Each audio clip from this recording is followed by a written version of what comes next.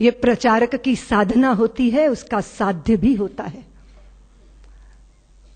हम जब भी कभी कदम उठाते हैं तो कुछ पाने की अपेक्षा करते हैं, लेकिन एक प्रेमी के हृदय का भाव क्या होता है?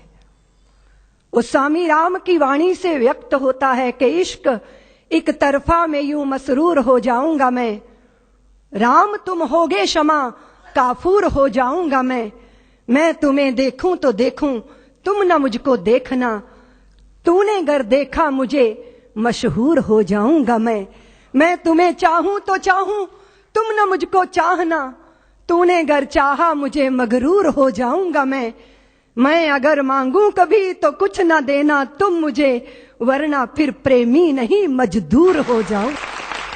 जो बोझ ढोके मुआवजा चाहता है वो समर्पित नहीं होता, वो मजदूर होता है। जिसने यश चाहा, जिसने प्रतिष्ठा चाहिए, जिसने लोक मान्यता चाहिए, उसका समर्पण अधूरा होता है। लेकिन मां भारती को अखंडता के सिंहासन पर विराजमान करने का स्वप्न साकार करने के लिए अपने को होम करने वाला प्रचारक चाहता है क्या कुछ? लेकिन जो मिलता है वो तो अनिर्वचनीय है, उसको तो वाणी से व्यक्त ही नहीं किया जा सकता। वो तो हृदयों का अनुभूत विषय है कि चारों तरफ से भगवत्ता उस पर बरसती है। जो अपने लिए नहीं चलता, अपनों के लिए कदम बढ़ाता है, जो कभी दुख को दुख नहीं मानता, जो सुख की चाह में धूल नहीं छानता, औरों के लिए जिसको विष पीना भी स्वीकार हो जाता है, वह प्रचारक अभिनंदनीय है, वंदनीय है, पूजनीय है, प्रातः स्मरणीय है।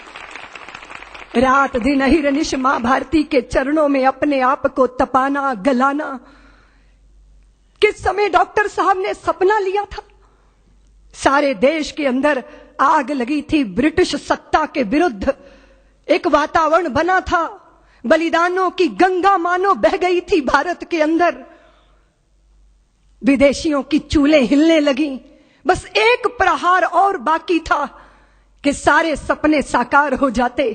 लेकिन उसी समय विधर्मी ने, उसी समय देश के शत्रु ने देश के अंदर सांप्रदायिकता का विष बोया, वैमनस्यता के भावों को पैदा किया, छुआछूत की प्रबल भावनाएं देश के अंदर जागी, और वह सारी शक्तियां जो संगठित होकर गुलामी की जंजीरों को तोड़ने के लिए आबद्ध दिखाई देती थी, वो बिखरना प्रारंभ हो गई। ऐसे ही समय में जब वैमनस्यता सिर चढ़कर बोल रही थी, जब कट्टरता नंगा नर्तन कर रही थी, उस समय डॉक्टर हेडगेवार 4 स्वयं सेवकों को लेकर राष्ट्रीय स्वयं सेवक संघ की संस्थापना करते।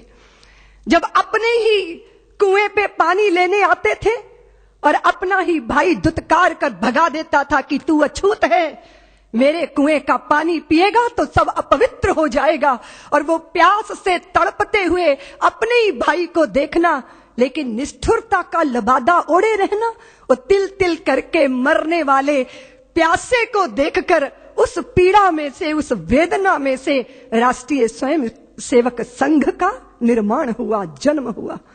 लोग कहते हैं प्रेरणा, प्रेरणा नहीं अपितु वेदना में से संघ का जन्म हुआ। मां भारती को वैभव के पद पर ले जाना है, अखंडता के सिंहासन पर विराजमान करना है, तो एक ही मार्ग है। और वो कौन सा मार्ग? क्या हिंदू जाति जिसने नक्षत्रों को संज्ञा दी, वो हिंदू जाति जिसने सागर की छाती पर पत्थरों को तैराया, इतना गौरव रखने वाली हिंदू जाति, उसका स्वाभिमान धुआं बनकर उड़ेगा? ये वेदना में से राष्ट्रीय स्वयं सेवक संघ का जन्म हुआ। प्रचारकों ने अनवरत अपने जीवन को आहूत किया। एक प्रश्न पैदा हुआ कि जिस हिंदू ने नभ में जाकर नक्षत्रों को दी है संज्ञा, जिसने हिमगिर का वक्ष चीर भू को दी है पावन गंगा, जिसने सागर की छाती पर पाषाणों को तैराया है, हर वर्तमान की पीड़ा को हर जिसने इतिहास बनाया है, जिसके आर्यों ने घोष किया कृणवंतो विश्वमार्यम का, जिसका गौरव कम कर न सकी रावण की स्वर्णमयी लंका, जिसके यज्ञों का एक हव्य 100 पुत्रों का जनक रहा, जिसके आंगन में भयाक्रांत धनपति बरसाता कनक रहा, जिसके पावन बलिष्ठ तन की रचना तन दे दधीची ने की, राघव ने बन बन भटक भटक जिस तन में प्राण प्रतिष्ठा की, जौहर कुंडों में कूद कूद सतियों ने जिसे दिया सत्व, गुरुओं गुरुपुत्रों ने जिसमें चिर बलिदानी भर दिया तत्व, और शाश्वत हिंदू जीवन क्या स्मरणीय मात्र रह जाएगा? इसकी पावन गंगा का जल क्या नालों में बह जाएगा? इसके गंगाधर शिव शंकर क्या ले समाधि सो जाएंगे? इसके पुष्कर इसके प्रयाग क्या गर्त मात्र हो जाएंगे?